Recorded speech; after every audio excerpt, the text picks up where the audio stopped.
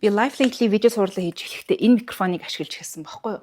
Анзаарч ирсэн бол энэ жижигхэн DJI-ийн mic mini гэдэг нэртэй хөрхөн одоо энэ гэсэн дуу уншаад эхэллээ.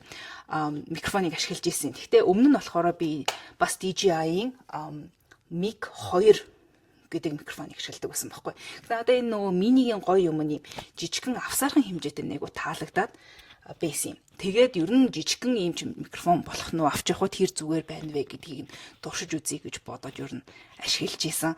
Тэгэхээр энэ form factor нь айгу таалагдаад айгу эвтэйгээ санагдаад гэхдээ чанарын хувьд жоохон ахиулах боломж бол байгаа юм байна гэж бодохгүй юу. Тэгээд нөгөө 5 баа ороод үзээ явж исэн чинь угаасаа Mic 3 нь гарчихсан. Тэгээд цагаан сарын ингээд бараг 350 юан хямдарсан байсан уу? Тэгэнгүүт нь захиалцсан байсан сая ирж байна. Тэгээд хамт задлцгаая.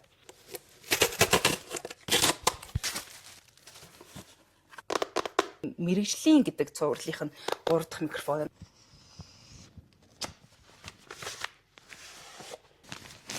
Миний mic mini-гийн кейс энэ Mic 3-ийн адилхан нэг кейс байна. Дуу намсгагч нар нь 2 ширхэг сорноос Type C болон цооштой оролтнууд. За яг микрофон нь. Оо, шууд холбоотой шүү дээ. Оврын хувьд mic mini-гээс арай урт юм эргономик нь бол айгүй ойролцоо. Холбож үзье. DJI Mic Mini, DJI Mic 3. Энэ хоёр зэрэг холбоотой байна. 3 mini, 3 mini.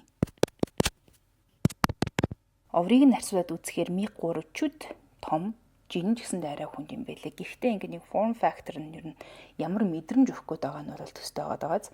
Тэгэхээр mini бол айгүй хөөрхөн юм budget хувилбар контент бүтээх гэж байгаа хүмүүсийн хувьд 3 нь бол бас арай сериосны контент бүтээгчнэр тохиомжтой байх. Гэхдээ зүгээр анхан бүтээжсэн ч гэсэндээ бас болно л доо. Гэтэ юм байна. Ийм апгрейд бол хийгдлээ.